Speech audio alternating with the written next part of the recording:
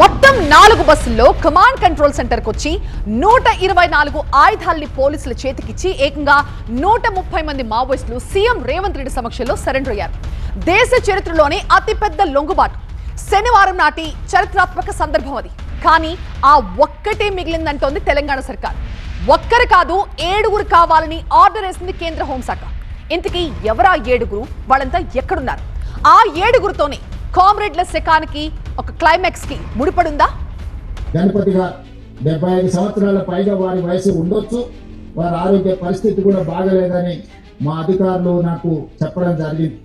వారి ఆరోగ్యానికి, వారి ప్రాణానికి వారు సరెండర్ అవుతే తెలంగాణ ప్రభుత్వం పూర్తిగా రక్షణ కల్పిస్తుంది. వారితో సహా సెంట్రల్ కమిటీ కానీ, స్టేట్ కమిటీ కానీ వివిధ హోదాలలో అజ్ఞాతవాసంలో ఉన్న నక్సలైట్లను జనజీవన స్రవంతిలోకి రాండి అని చెప్పి తెలంగాణ రాష్ట్ర ప్రభుత్వం పిలుపు ఇస్తుంది. మావోయిస్టు అగ్రనేత గణపతి లొంగిపోతే రెడ్ కార్పెట్ వేస్తామంటోంది తెలంగాణ సర్కార్. మీ ఆరోగ్య, ఆర్థిక, సామాజిక భద్రతకు మాది భరోసా అని ధీమా కల్పిస్తోంది. ఇటీవలే ఢిల్లీ వెళ్లి హోంమంత్రి అమిత్ షాను కలిసిన సీఎం రేవంత్ నక్సలిజం అంతానికి సంబంధించి సుదీర్ఘంగా చర్చించారు. లొంగుబాటు ప్యాకేజ్ ని, రివార్డుల మొత్తాన్ని పెంచే ప్రయత్నం చేశారు. దాని ఫలితమే శనివారం జరిగిన భారీ లొంగుబాటు. ఇటీవల లొంగిపోయిన కీలక నేత దేవ్జీ, మల్లా రాజిరెడ్డి గ్రూపులకు చెందిన PLGA కమిటీ మొత్తం సరెండర్ అయింది. కానీ లొంగిపోవాల్సిన 7 మాత్రం ఇప్పటికీ పోలీసులతో హైడ్ అండ్ సీక్ ఆడుతున్నారా? బయట రాష్ట్రాల్లో ఉన్న తెలంగాణకు చెందిన 7 మావోయిస్టులపై సెర్చ్ లైట్ పడింది. హిట్ లిస్ట్ లో టాపర్ ఎవరంటే ముప్పాళ్ల లక్ష్మణరావు అలియాస్ గణపతి. ఈయన మావోయిస్టు పార్టీ మాజీ చీఫ్. సొంతూరు జగిత్యాల జిల్లా బీర్పూర్. హన్మకొండ జిల్లాకు చెందిన కేంద్ర కమిటీ సభ్యుడు పసునూరి నరహరి అలియాస్ సంతోష్. గద్వాల జిల్లా బుధవారపేటకు చెందిన కేంద్ర కమిటీ సభ్యురాలు గణపతి భార్య సోమిడి జోడే రత్నాబాయ్. సికింద్రాబాద్ కు చెందిన DKSDC కమ్యూనికేషన్ విభాగం ఇన్ఛార్జ్ వార్తా శేఖర్. హైదరాబాద్ కు చెందిన నక్క సుశీల అలియాస్ రేలా. సిద్దిపేట జిల్లా మిర్దొడ్డికి చెందిన రంగబోయిన భాగ్య. భద్రాద్రి జిల్లా తడపలకు చెందిన కుంజం ఇడ్మల్.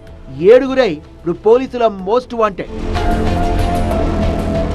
లొంగిపోవాలని ముఖ్యమంత్రి నేరుగా కోరడంతో ఫస్ట్ ఫోకస్ గణపతి మీదే పడింది.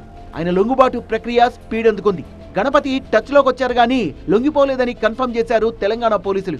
40 ఏళ్లుగా మావోయిస్టు ఉద్యమంలో కీలకంగా ఉంటూ 25 ఏళ్లు చీఫ్ గా చేసి 6 రాష్ట్రాల క్యాడర్ తో సుపరిచితులైన గణపతి అలియాస్ ముప్పాళ్ల లక్ష్మణరావు ఇప్పుడు ఎక్కడున్నట్టు? ఇటీవలే లొంగిపోయిన దేవ్జీ లాంటి అగ్రనేతలు ఇచ్చిన సమాచారంతో గణపతి నేపాల్ లేదా ఫిలిప్పైన్స్ లో ఉన్నట్లు క్లారిటీ వచ్చింది తెలంగాణ SIB. గణపతి కుమారుడి ఆడియో, కుటుంబీకుల విజ్ఞప్తుల్ని కూడా పరిశీలిస్తున్నారు. స్కెచ్ పక్కాగా అమలైతే మరో వారం రోజుల్లో గణపతిని హైదరాబాద్ కు తీసుకొచ్చే అవకాశం ఉంది. కానీ ముఖ్యమంత్రి ఎదుట హాజరుపరుస్తారా?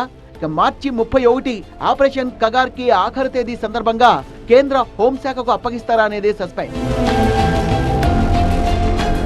ఏదైతేనేం గణపతిని రౌండప్ చేసి మిగతా వాళ్లను క్యూలో నిలబెట్టేసినట్టే తెలుస్తోంది. తెలంగాణలో పుట్టి ఎదిగిన మావోయిస్టు పార్టీకి తెలంగాణలోనే క్లైమాక్స్ ఇవ్వాలన్నది DGP ఐడియా. గణపతితో పాటు ఆ 7 లొంగిపోతే దేశంలోకెల్లా మొట్టమొదటి మావోయిస్టు రహిత రాష్ట్రంగా మారనుంది తెలంగాణ.